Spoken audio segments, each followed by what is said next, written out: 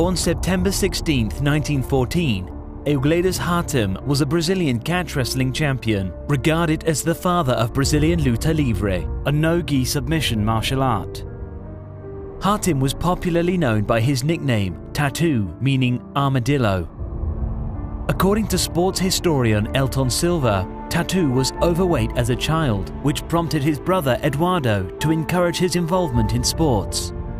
He tried rowing for a while, but it was on the YMCA Brazil where he found his true calling under the tutelage of Catch as Catch Can wrestling champion and coach Rufino dos Santos, known for his victory over Carlos Gracie in a historic challenge match.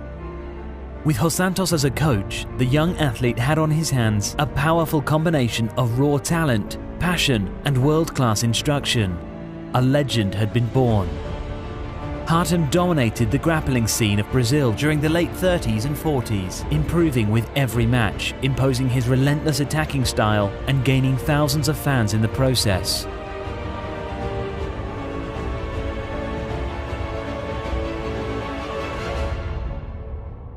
Catch wrestling was labelled by the media as a violent sport, and even though the powerful armadillo was considered one of its most violent practitioners, his main resource was superb technical proficiency.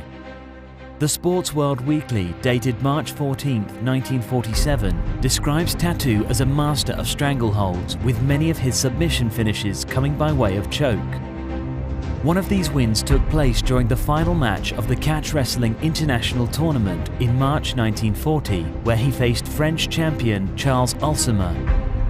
Ulsimer refused to tap and went unconscious. Hartem won the tournament and received the coveted Valadares Governor belt. The referee for this match was Osvaldo Gracie.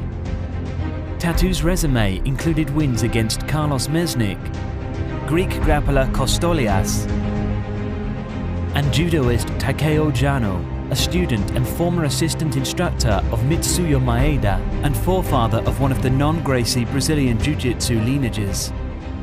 Hartem helped Jano prepare for some of his competitions. In this picture shared by Veronica Hartem, daughter of Tatu, we see both grapplers hanging out. Jano, who took interest in catch wrestling, has been credited for the introduction of heel hooks to Brazilian Jiu-Jitsu.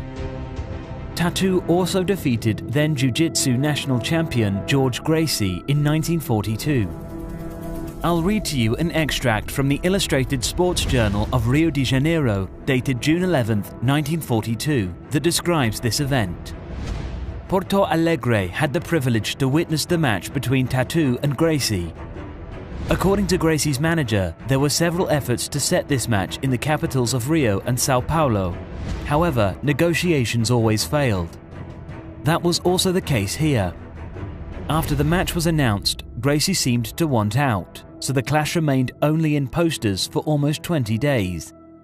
Finally, thanks to an outstanding effort by Heido Michael, the contracts were signed by the athletes and the match finally settled. On the night of this battle, a huge crowd showed up. In view of the numerous attendants packed inside the stadium, it was necessary to close the gates before the preliminary matches started, so many people were deprived of attending the biggest pugilistic event in the city. Tatu was the winner of the encounter. After 3 action-packed rounds, Tatu proved to be in the most perfect shape, stunning Gracie with a double Nelson slam to the canvas. He dominated George Gracie and ultimately submitted him with a reversed double wrist lock. Hartem retired from competition, riding an undefeated streak that started around the time he hit his prime. A popular anecdote of the time is that Valdemar Santana, a fighter known for challenging and defeating his own former jiu-jitsu instructor Helio Gracie in a Vale Tudo fight, showed up to Tatu's school, challenging him to a match. According to Hugo Mello, a judoka and Luta Livre practitioner who witnessed the incident, the veteran, now retired and in his 40s, made quick work of Santana, forcing him to tap with a choke. Master Tatu enjoyed the rest of his retirement passing on his knowledge to a whole new generation of grapplers, like Fausto Brunozilla and his son Carlos, instrumental in the preservation of one of the most complete no-gi submission grappling systems the world has ever seen. Brazilian Luta Livre. Don't forget to check out the new Brazilian Luta Livre t-shirt from Gotch Fightwear. The links are in the description or visit gotchfightwear.com. This video was produced by Ditos and the World Submission Wrestling Federation. Join the World Submission Wrestling Federation. Visit our official website at submissionwrestlingarts.com.